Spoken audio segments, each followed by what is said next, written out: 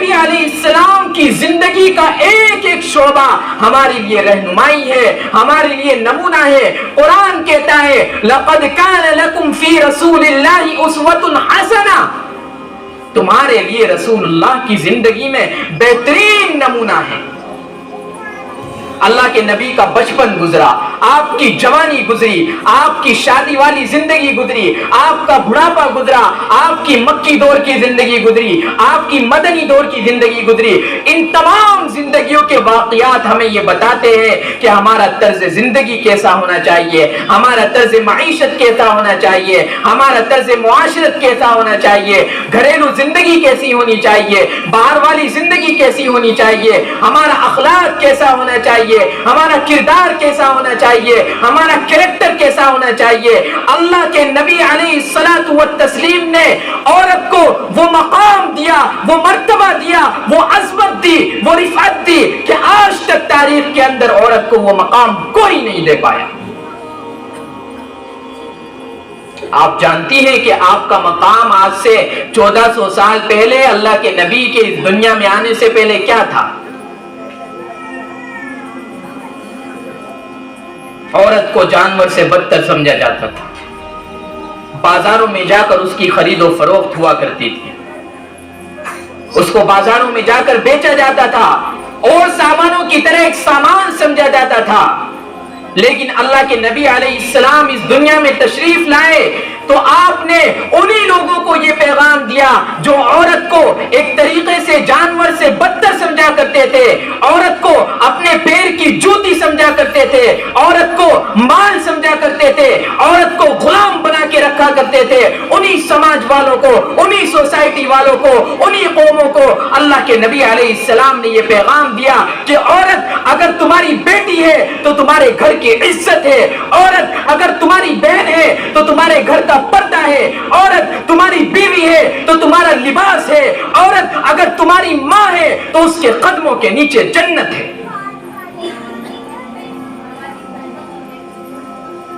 الجنت تحت اقدام الامہات، اللہ کے نبی کی حدیث ہے۔ یہ مقام دیا ہے آپ کو، یہ مرتبہ دیا ہے آپ کو اللہ کے نبی علیہ الصلوۃ والتسلیم نے۔ اللہ نے یوں ہی نہیں فرمایا وما ارسلناک الا رحمتا للعالمین، ہم نے آپ کو دنیا والوں کے لیے رحمت بنا کر بھیجا ہے۔ رحمت اللہ کے نبی علیہ الصلوۃ والتسلیم بچوں کے لیے بھی تھے، اللہ کے نبی علیہ السلام رحمت بوڑھوں کے لیے بھی تھے، جوانوں کے لیے بھی تھے، عورتوں کے لیے بھی تھے۔ اللہ کے نبی علیہ السلام نے اپنی بیویوں کے ساتھ، اپنی عورتوں کے ساتھ، اپنی گھر والیوں کے ساتھ وہ سلوک کر کے دکھایا، وہ ایک طریقے سے ان کے ساتھ پیش آ کر دکھایا کہ ایسی تاریخ میں کوئی مثال نہیں ملتی۔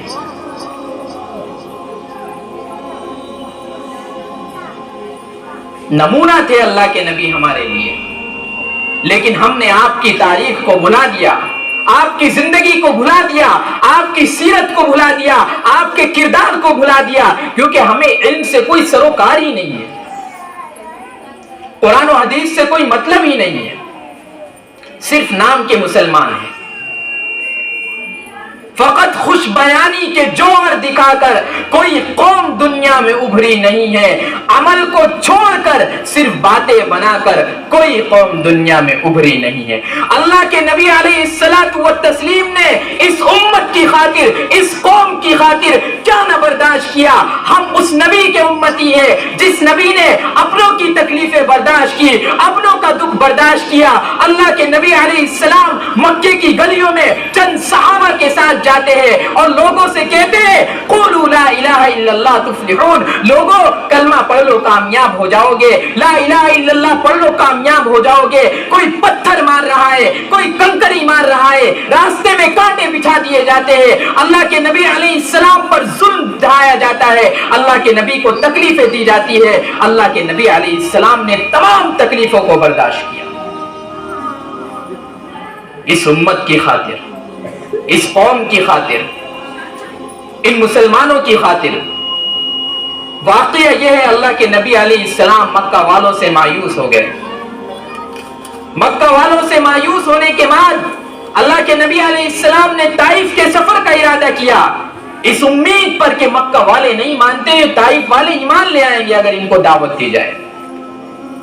اللہ کے نبی علیہ السلام نے وہاں جا کر وہاں کے سرداروں سے بات کی، بات نہیں بن پائی۔ دیوانوں کی طرح اللہ کے نبی علیہ السلام اپنے منہ بولے بیٹے زید ابن حارثہ رضی اللہ تعالی عنہ کے ساتھ ایمان کا پیغام، ایمان کی دعوت لوگوں کے سامنے لے کر جاتے ہیں۔ طائف کے لوگ بڑے بدقسمت لوگ تھے۔ اللہ کے نبی علیہ السلام کے پیچھے چند نوجوان لگا دیے جاتے ہیں اور وہ اللہ کے نبی علیہ الصلوۃ والتسلیم پر پتھر مارتے ہیں، کنکری مارتے ہیں، اور ان پتھروں کی تکلیف کی وجہ سے اللہ کے نبی علیہ السلام کا قدم مبارک خون سے تربتر ہو جاتا ہے۔ حدیث میں آتا ہے اللہ کے نبی جو جوتا اور چپل پہنے ہوئے تھے وہ خون سے تربتر اور لہو لہان ہو جاتا ہے۔ کس شخصیت کا خون بہ رہا ہے؟ کس ذات گرامی کو تکلیف پہنچائی جا رہی ہے؟ وہ جن کی وجہ سے کائنات کو سجایا گیا، جن کی وجہ سے آسمان و زمین کو بنایا گیا، جن کی وجہ سے چاند سورج کو بنایا گیا۔ کتاب فطرت کے سرے ورق پر جو نام احمد رقم نہ ہوتا تو نقش ہستی ابھر نہ پاتا، وجود لوح و قلم نہ ہوتا، یہ محفل کن فکا نہ ہوتی، جو وہ امام امم نہ ہوتا، زمین نہ ہوتی، زمان نہ ہوتا، عرب نہ ہوتا، عجم نہ ہوتا۔ اللہ فرماتا ہے لولاک لما خلقت الافلاک والارضین، اے محمد اگر مجھے تجھے نہ پیدا کرنا ہوتا تو میں آسمانوں کو نہ بناتا، زمینوں کو نہ بناتا، چاند کو نہ بناتا، سورج کو نہ بناتا۔ 1,24,000 انبیاء کو اس دنیا میں بھیجا میں نے آپ کے صدقے میں، چاند کو بنایا میں نے آپ کے صدقے میں، ستاروں میں روشنی ڈالی میں نے تیرے صدقے میں محمد۔ حضرت آدم کو دنیا میں بھیجا آپ کے صدقے میں، حضرت نوح آئے آپ کے صدقے میں، حضرت ابراہیم آئے آپ کی وجہ سے، تمام کائنات کے اندر بسنے والے انسان اور قیامت تک آنے والے انسانوں کو آپ کے صدقے میں بھیجا گیا۔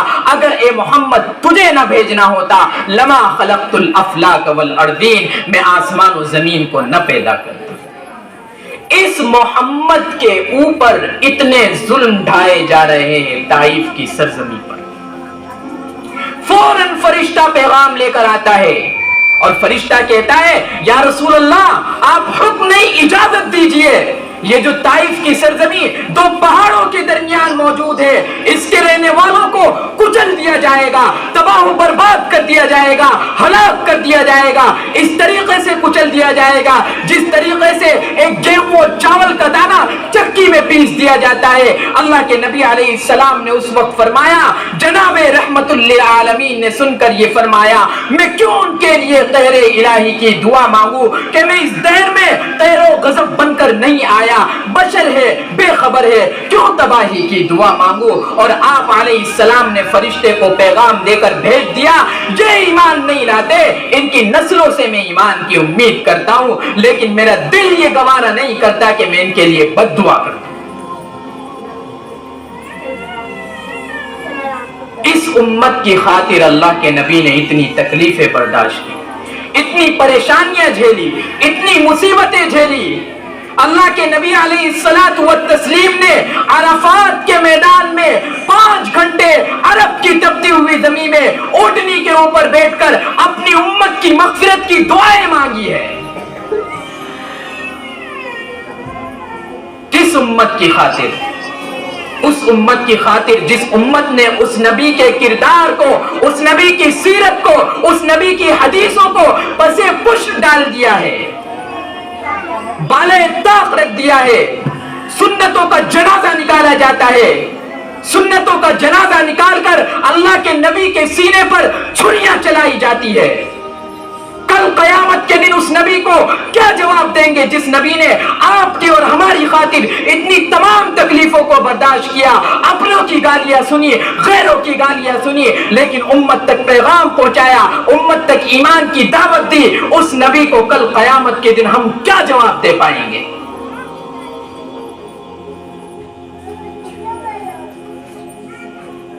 اللہ کے نبی علیہ السلام کا آخری وقت ہے، آپ دنیا سے رخصت ہونے والے، آپ پر بخار کی کیفیت طاری ہے.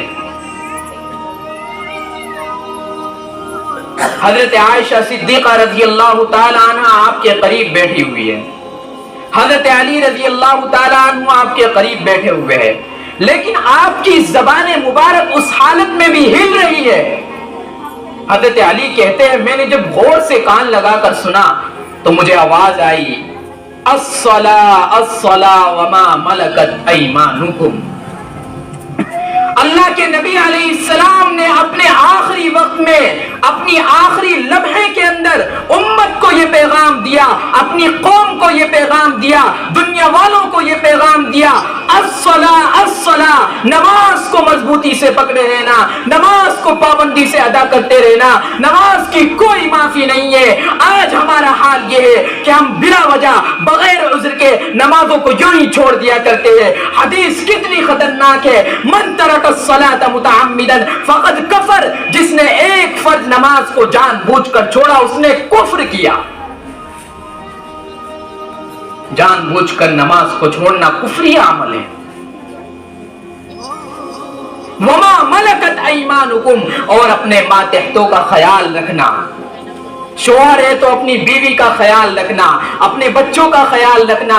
آخری وقت میں بھی اپنی امت کے لیے رہنمائی کر کے جا رہے ہیں، ہدایات دے کر جا رہے ہیں، پیغامات دے کر جا رہے ہیں، طرز زندگی کو بتا کر جا رہے ہیں. اللہ کے نبی علیہ السلام کے صحابہ آپ سے کتنی محبت کیا کرتے تھے، آپ کے حکم پر اپنی جانوں کو قربان کر دیا کرتے تھے، اپنا پسینہ بہا دیا کرتے تھے، اپنا خون بہا دیا کرتے تھے. ان صحابہ جب اللہ کے نبی علیہ السلام کے وفات کی خبر سنی تو حواس باختہ ہو گئے. وہ عمر فاروق رضی اللہ تعالی عنہ جس کی بہادری، جس کی شجاعت اسلام کے اندر مشہور تھی، حضرت عمر فاروق رضی اللہ تعالی عنہ کا حال یہ ہے کہ آپ مدینے کے گلیاروں میں گھوم رہے ہیں اور یہ فرماتے ہیں کہ اگر کوئی شخص مجھ سے یہ کہے گا کہ محمد صلی اللہ علیہ وسلم اس دنیا سے رخصت ہو گئے، آپ پردہ فرما گئے، آپ فوت ہو گئے، تو میرے ہاتھ میں تلوار ہوگی اور اس کی گردن ہوگی، میں اس کی گردن اڑا دوں گا. صحابہ کے دل کے اندر اللہ کے نبی کی محبت تھی. حضرت ابو بکر صدیق رضی اللہ تعالی عنہ کا احسان ہے امت پر کہ انہوں نے اس وقت امت کو سنبھالا جب امت بکھر چکی تھی، غم میں مبتلا تھی، امت کرب کی کیفیت میں مبتلا تھی. ابو بکر صدیق رضی اللہ تعالی عنہ نے فوراً تمام لوگوں کو مسجد میں جمع کیا، حضرت عمر کو بھی بلایا اور منبر پر کھڑے ہو کر فرمایا وما محمد الا رسول قد خلت من قبلہ الرسل افئن مات او قتل انقلبتم علی اعقابکم. فرمایا محمد تو ایک رسول تھے، آپ سے پہلے بھی بہت سے رسول آئے، وہ بھی دنیا سے چلے گئے. کیا اگر محمد بھی دنیا سے چلے جائے یا محمد شہید ہو جائے تو کیا تم دین سے پھر جاؤ گے؟ اور یہ فرما دیا، اعلان کر دیا ابو بکر صدیق نے من کان یعبد اللہ محمد من کان یعبد محمد فإنہ یموت. جو محمد کی عبادت کیا کرتا تھا وہ کان کھول کر سن لے، محمد اس دنیا سے پردہ فرما گئے. ومن کان یعبد اللہ فإنہ حی لا یموت. اور جو اللہ کی عبادت کیا کرتا تھا اللہ ہمیشہ ہے، ہمیشہ رہے گا، کبھی اس پر موت نہیں آنے والی. اللہ کے نبی علیہ السلام کی یہ سیرت رہی ہے، آپ کا یہ کردار رہا ہے، آپ کا اپنی امت کی خاطر یہ غم رہا ہے. آپ کے دل کے اندر ایک فکر تھی، آپ کے دل کے اندر ایک قوم تھی، کس طریقے سے میری امت کا، میری قوم کا ایک ایک فرد جہنم سے بچ کر جنت میں جانے والا بن جائے. دنیا میں تو اللہ کے نبی نے ہماری فکر کی ہی، آخرت کے اندر جب میدان محشر ہوگا، جب نفسی نفسی کا عالم ہوگا، جب یہ سورج جو ہزاروں میل دور ہے اس وقت 2 میل کے فاصلے پر رہ جائے گا، اس وقت تمام لوگ پریشان ہوں گے، تمام لوگ کرب اور تکلیف کی کیفیت میں مبتلا ہوں گے. اس وقت تمام لوگ دوڑتے ہوئے حضرت آدم علیہ السلام کے پاس آئیں گے، حضرت آدم سے عرض کریں گے یا ابانا، آپ ہمارے والد ہیں، آپ ہماری اس دنیا میں سب سے پہلے آنے والے انسان ہیں، آپ اللہ کی بارگاہ میں ہماری سفارش کر دیجئے کہ وہ جلد سے جلد ہمارا حساب و کتاب لے لے. حضرت آدم فرمائیں گے لست ہناک میں اس کے لائق نہیں ہوں، میں اس کے قابل نہیں ہوں، جاؤ تم حضرت ابراہیم کے پاس جاؤ۔ تمام لوگ حضرت ابراہیم کے پاس آئیں گے، وہ بھی عذر پیش کر دیں گے۔ پھر حضرت موسیٰ کے پاس آئیں گے، وہ بھی عذر پیش کر دیں گے۔ پھر حضرت عیسیٰ کے پاس آئیں گے، وہ بھی عذر پیش کر دیں گے، اور وہ فرمائیں گے جاؤ محمد صلی اللہ علیہ وسلم کے پاس جاؤ، وہ تمہاری اللہ کی بارگاہ میں سفارش کریں گے۔ اللہ کے نبی علیہ السلام کے پاس تمام لوگ دوڑتے ہوئے پریشانی کی حالت میں آئیں گے۔ اللہ کے نبی سے عرض کریں گے یا رسول اللہ، آپ ہمارا آخری آسرا ہے، آپ ہماری آخری امید ہے، ہم سے اس کیفیت برداشت نہیں ہو رہی ہے، اس سورج کی تپش اور گرمی ہم سے برداشت نہیں ہو رہی ہے، آپ اللہ کی بارگاہ میں ہماری سفارش کر دیجئے کہ اللہ جلد سے جلد ہمارا حساب و کتاب لے لے۔ اللہ کے نبی علیہ السلام اس وقت فرمائیں گے انا لہا، ہاں میں اس کے قابل ہوں، اور اللہ کے نبی علیہ الصلاۃ والتسلیم اللہ کے سامنے اللہ سے اجازت چاہیں گے، اجازت دے دی جائے گی، اور سجدے میں گر پڑیں گے، اور ایسی تعریفی کلمات کے ذریعے اللہ کی تعریف کریں گے کہ آج تک ایسی تعریفی کلمات نہ کسی کان نے سنے ہوں گے، نہ کسی زبان نے کہے ہوں گے۔ اس وقت اللہ رب العزت کو جلال آئے گا، اللہ فرمائے گا ارفع راسک یا محمد سل تعطا واشفع تشفع، اے محمد اپنا سر اٹھائیے، مانگیے جو مانگنا ہے آپ کو عطا کیا جائے گا، سفارش کیجئے جس کی سفارش کرنی ہے آپ کی سفارش قبول کی جائے گی۔ اس وقت اللہ کے نبی علیہ السلام ہم گناہگار امتیوں کی سفارش کریں گے اور ہمیں جنت الفردوس میں داخلہ عطا فرمائیں۔ اس امت کا یہ حال ہے، وہ امت اپنے نبی کے پیغام سے دور ہے، وہ امت اپنے نبی کے کردار سے دور ہے، وہ امت اپنے نبی پر نازل ہونے والے کلام اور قرآن کریم سے دور ہے، قرآن کریم کو نہیں جانتے، قرآن کریم کو نہیں سمجھتے۔ قرآن کریم اس لیے نازل نہیں کیا گیا تھا کہ اس کو طاقوں میں سجا دیا جائے، اس پر دھول جم جایا کرے، کسی کی موت ہو جائے تو اس کو اٹھا کر پڑھ لیا جائے، قرآن خوانی میں اس کو پڑھ لیا جائے۔ صرف قرآن کریم اس لیے نازل نہیں کیا گیا تھا۔ قرآن کریم کوئی تعویذ گنڈوں کی کتاب نہیں ہے، قرآن کریم دستور بنا کر نازل کیا گیا تھا، قرآن کریم منشور بنا کر نازل کیا گیا تھا، قرآن کریم طرز زندگی بتاتا ہے، قرآن کریم دستور ہے ہمارا، منشور ہے ہمارا، کانسٹیٹیوشن ہے۔ قرآن کریم ہمارے لیے اس لیے نازل کیا گیا تھا کہ ہم اس کے احکامات کو اپنی زندگی پر اتاریں، اس لیے نازل کیا گیا تھا قرآن۔ ہم نے یہ سمجھ رکھا ہے کہ قرآن کریم اس لیے نازل کیا گیا تھا کہ اس کو برکت کی کتاب سمجھ لیا جائے، کسی کا انتقال ہو جائے تو اس کو پڑھ لیا جائے، تعویذ بنا کر پہن لیا جائے۔ نہیں میری ماؤں بہنوں، قرآن کریم اس لیے نازل نہیں کیا گیا تھا۔ قرآن کے مقصد کو سمجھیے، قرآن کیوں نازل کیا گیا تھا۔